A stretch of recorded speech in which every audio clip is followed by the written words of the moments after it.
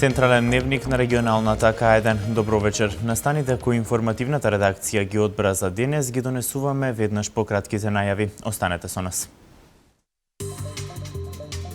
До крајот на годината ќе има распределба на четвртата транша од ефтините кредити.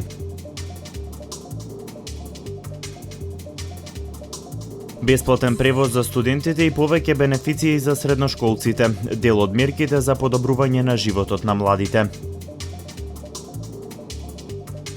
Граѓаните ја чувствуваат загаденоста на воздухот.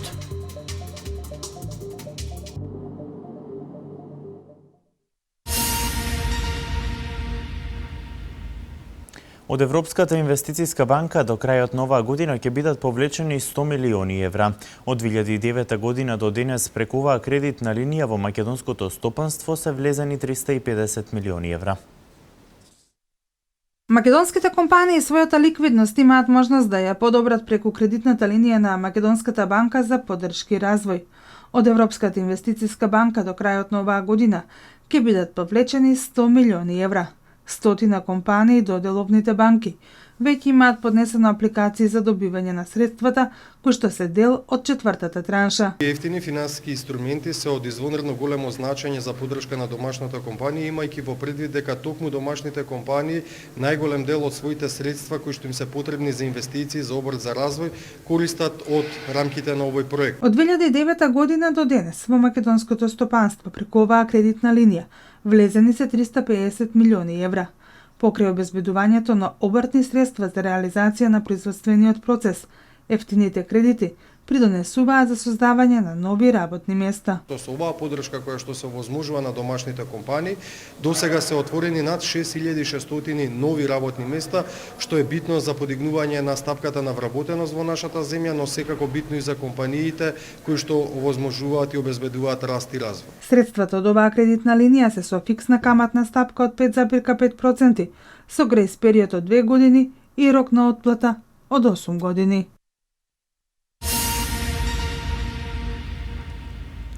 Државната изборна комисија треба да работи по законот, а не по желбите на политичарите, изјави премиерот Никола Груевски. Тој вели дека експертите кои ќе бидат предложени мора да бидат луѓе со кредибилитет.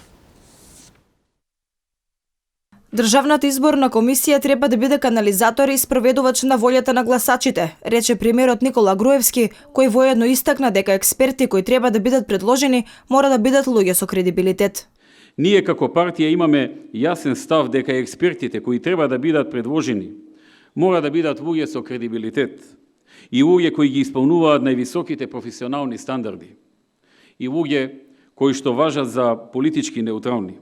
Во Државната изборна комисија, според Груевски, треба да се работи по словото на законот и согласно фактите, а не по желбите на политичарите. За дискривувањето на ваквите начела и принципи стои желбата да се наштети на процесот, да се избира од избори. И ние тоа нема и не смееме да го дозволиме. Мора да воведеме повисоки критериуми, мора да не се наштети на волјата на граѓаните. Решението според премиерот треба да се бара во рамки на принципите кои тој ги истакна на вчерашната академија по повод празникот Свети Климент Охридски.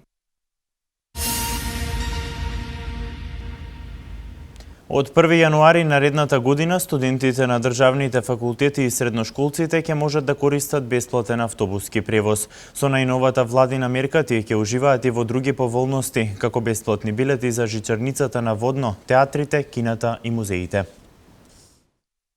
Бесплатен автобуски превоз од 1 јануари наредната година за студентите на државните факултети. Ова е најновата владина мерка. Освен во Скопје, оваа мерка важи и за студентите кои студираат во општините од внатрешноста, каде што има организиран јавен превоз.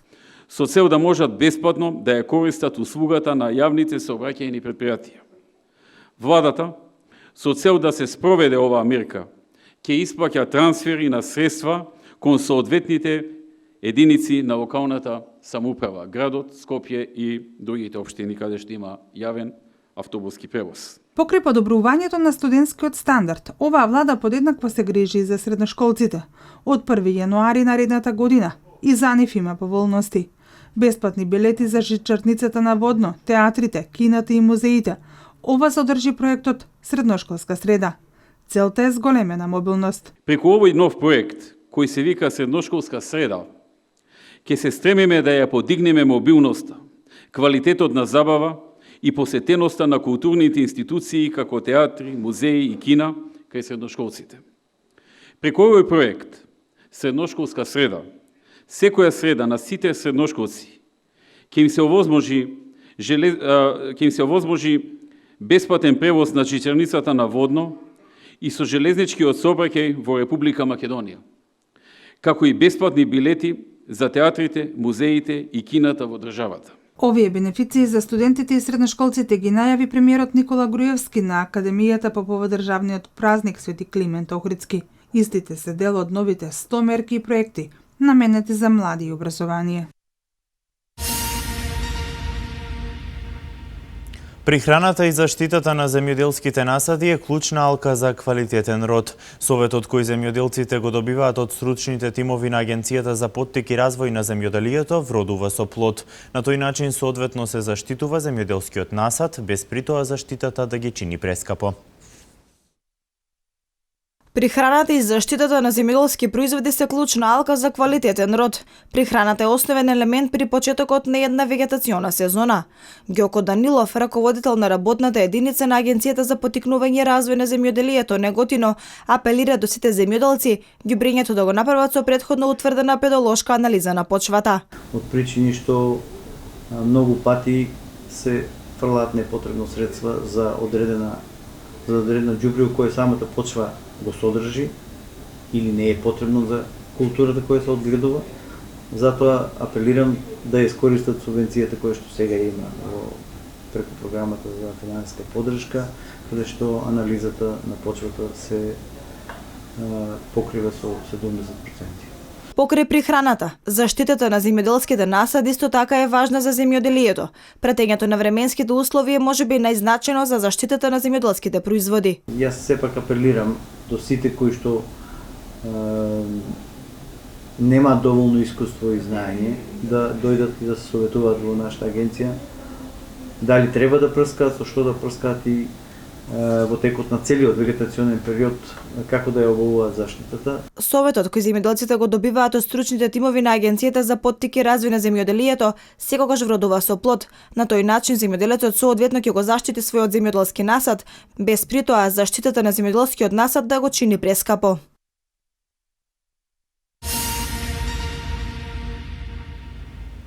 Во утринските, но и во вечерните часови загаденоста на воздухот во Македонија е огромна. Иако во Велес загаденоста на воздухот не е над дозволеното, граѓаните сепак ги чувствуваат проблемите од густата магла и чад. Мерните станици континуирано со денови покажуваат огромна загаденост на воздухот во Македонија, како во вечерните, така и во утринските часови. Иако во Велес загадувањето на воздухот не е над дозволеното, чадот и густата магла им предизвикуваат проблеми на граѓаните. Тие додаваат дека се загрижени поради високите концентрации на штетните PM10 честички кои ги покажуваат мерните станици. Смета, особено на неја хронично заболени нешто се. Не треба вакви времења да испаѓаат, пошто со гушливо може да настанат проблеми. Смета према годините и више маглата смета, тоа е многу јасно. Ја осеќаме, само послабо него сабале порано, која е сега помалку, инаку уште сабале рано поеќе. Ја осеќам, ама делумично. Кога има, кога нема.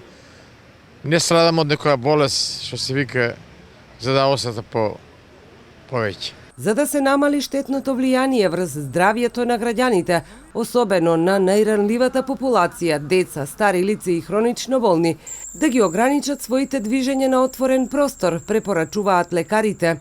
За намалување на чадот во воздухот се препорачува да не се користи за затоплување на просториите прегорено отпадно моторно масло, лакирани или обоени отпадоци од дрва и мебел, парчиња гума и било каков синтетички материјал. Потребно е да се користи јавниот превоз, возилата да не се користат без поголема потреба.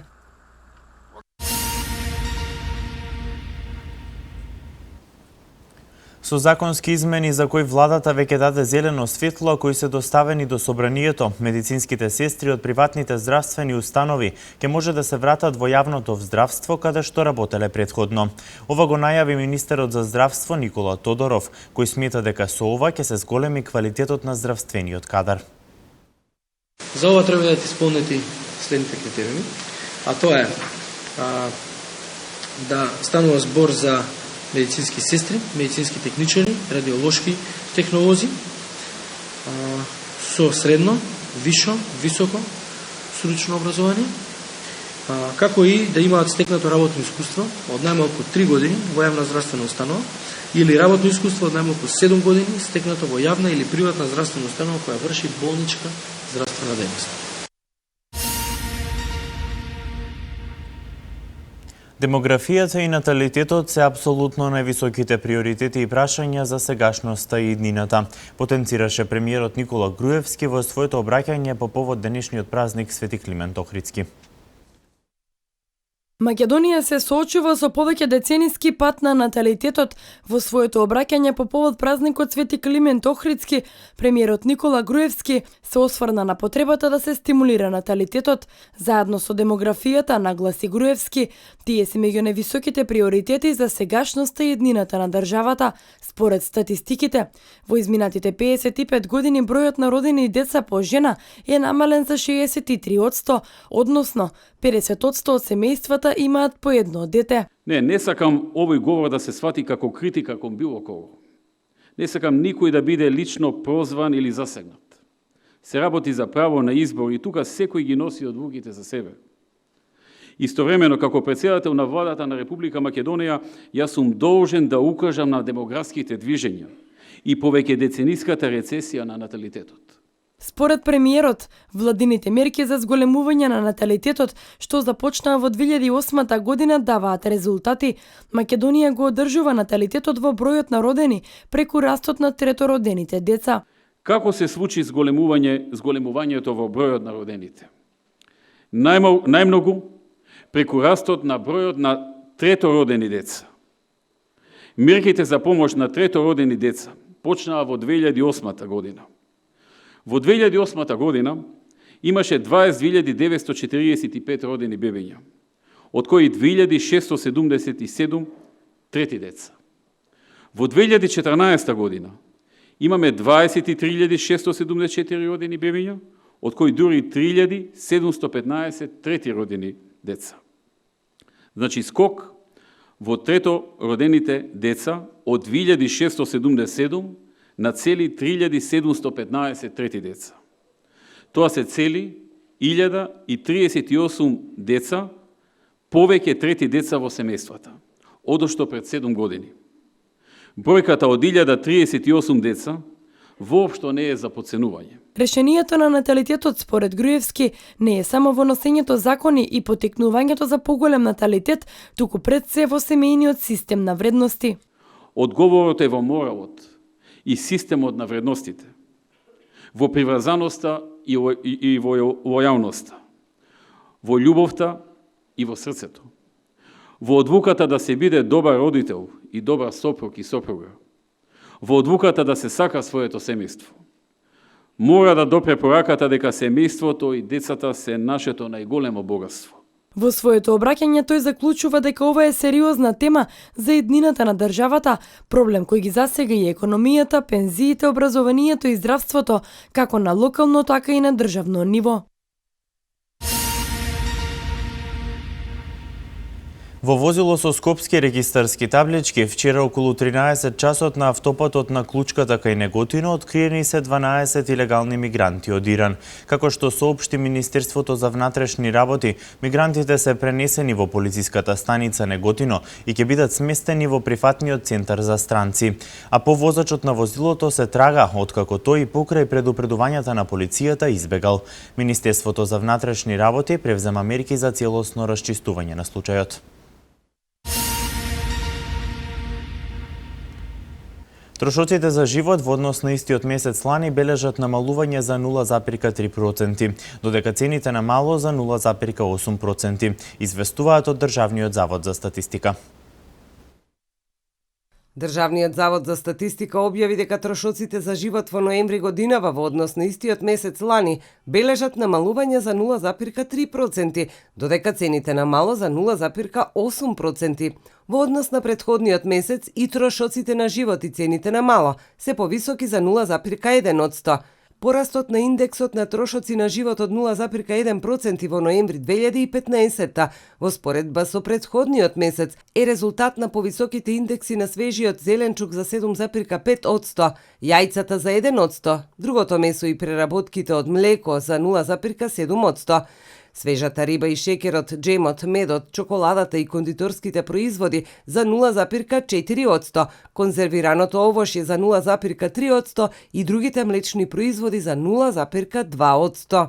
Според статистика, пораст на индексот на трошоците на живот во ноември 2015 во споредба со претходниот месец е забележан кај телефоните и факс апаратите за 6,3%, болничките услуги за 4,9%, информатичката опрема за 3,5%, обувките за 1,7%, мебелот за 1,1%, средствата за лична хигиена за 0,9%, другите услуги неспомнати на друго место за 0,7%, гасот за домакинствата за 0,6%, облеката и стаклените садови, куинскиот прибор и другата опрема за домакинства за 0,3%.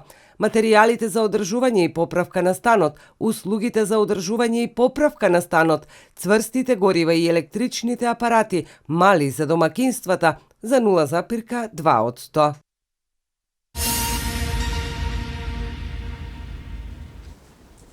Премиерот Никола Груевски го истакна неговото мислење во однос на мигрантската криза.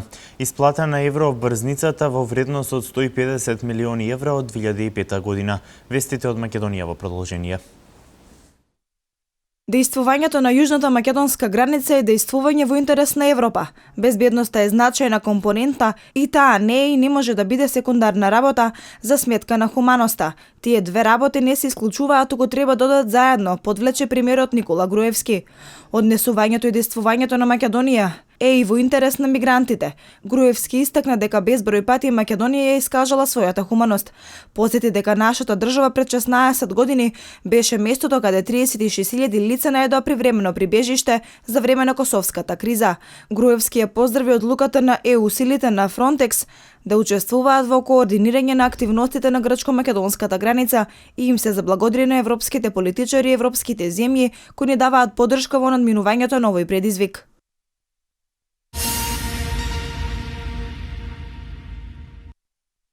Од Министерството за финансии информираа дека исплатени се 150 милиони евра за еврообврзницата издадена во 2005 година. По основ на камати од почеток на отплатата до денес се исплатени 69 милиони 375 евра или вкупно заедно со главнината 219 милиони евра. Оваа еврообврзница е издадена пред 10 години кога министер за финансии беше Никола Поповски. Каматната стапка за оваа еврообврзница беше 4,625%. За време на мандатот на Поповски во 2004 година беше воведено и издавањето на државните хартии во вредност како консумент за финансирање на буџетот. Поради дојава за бомба, авион на француската компанија Air France на летот од Сан Франциско до Париз принудно слетал на аеродромот во Монтреал. Можен ли е распад на Европската Унија? Ова е светот денеска. Сите оние кои ја поддржуваат Европската Унија мора да се борат за низиниот опстанок, затоа што и се заканува распаѓање, изјавил председателот на Европскиот парламент Мартин Шулц, коментирајќи го неодамнешното предупредување на шефот на луксембуршката дипломатија Жак Акселборн дека Европската Унија може да се распадне. Шулц потврдил дека Европската Унија е во опасност, бидејќи постојат сили кои се обидуваат да ја урнат. Никој не може да каже дали Европската Унија ќе постои уште 10 години. Мигрантската криза ја подели Европската Унија, при што германската канцеларка Ангела Меркел се залага за прифаќање на поголем број сиријци, а лидерите на поранешните комунистички земји во Источна Европа се против планот на Унијата, според кој мора да се примат одреден број баратали на азил, со одлуката на некои земји повторно да воведат контроли на границите, во опасност е и Шенген зоната.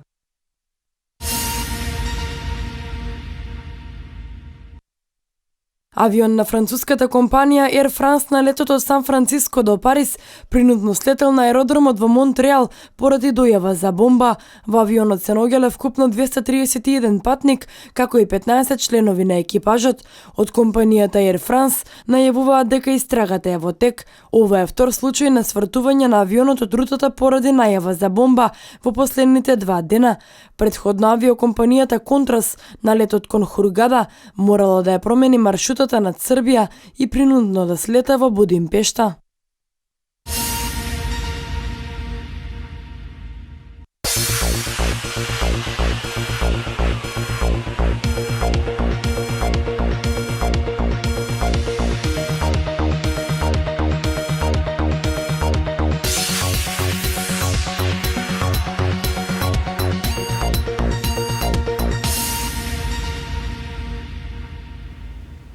Вардар го пречекува тимот на Загреб во регионалната Сеха лига. Избрани фудбалерите за селективниот камп од 10 до 14 декември. Домашни спортски вести. Поубедливиот триумф над Колдинг и претходната победа над Макс Струмица, ракометниот шампион Вардар, серијата ќе се обиде да ја продолжи во регионалната Сеха лига. Црвено-црните во четврток во Скопје ќе го пречекаат големиот ривал од балканските простори, екипата на Загреб. Тренерот на Вардар Раул Гонзалес изјави дека тимот на Загреб е добар противник, но мора да се извојува победа која ќе го донесе Вардар до второто место на табелата. Целта на вардарци ќе биде со квалитетен напад да ја совлада одличната одбрана која има хрватскиот тим. Црвено-црните ќе настапат со истиот состав со кој го декласираа Колдинг и повторно ќе отсуствува Игор Карачик. На тренерската позиција пак на Загреб е Веселин Вујовик, кој претходно го предводеше Вардар, а во загребските редови се и неколку македонски ракометари. Надпреварот се игра во четврток во спортскиот центар Јане Сандански во Скопје со почеток од 17 часот и 45 минути.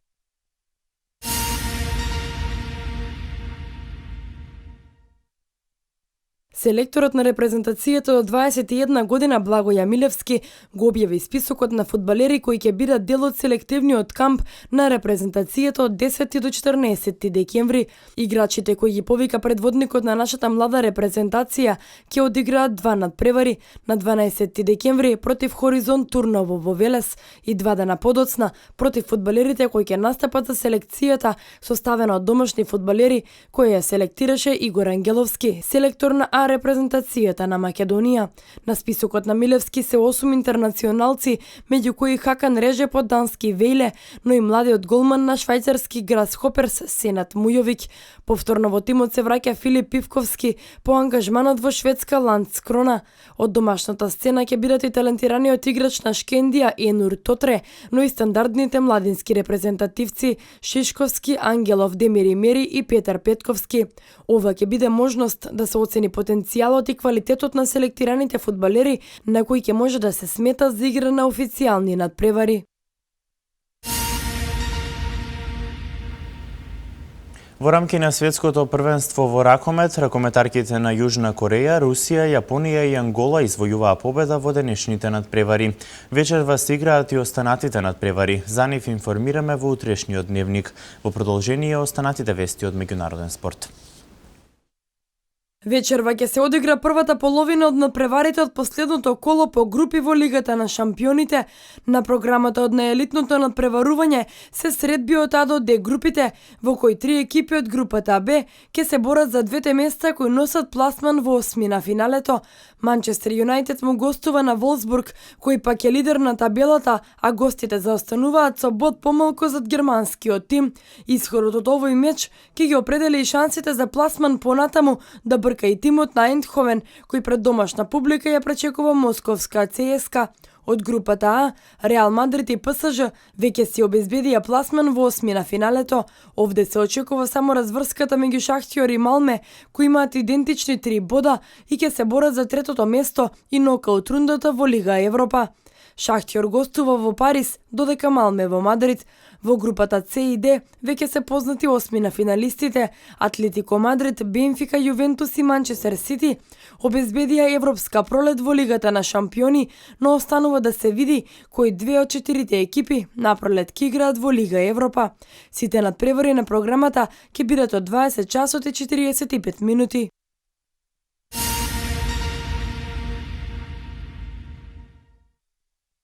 Екипата на Сан Антонио во синокешните дуели во НБА лигата извојува високи 119 наспрема 68 против тимот на Филаделфија.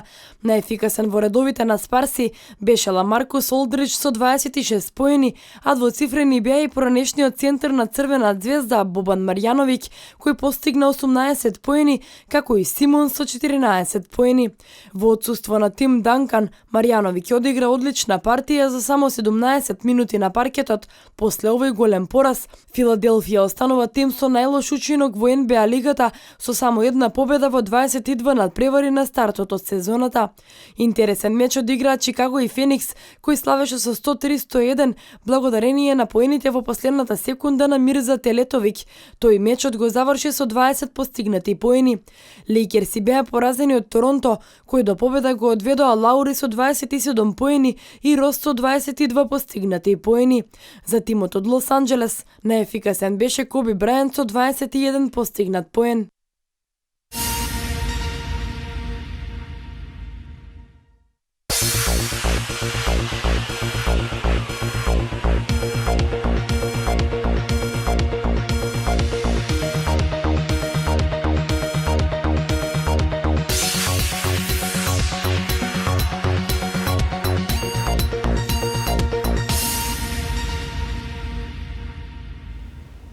Денеска времето магливо и студено со ниска облачност. Слично време не очекува и утре. Еве ги деталите.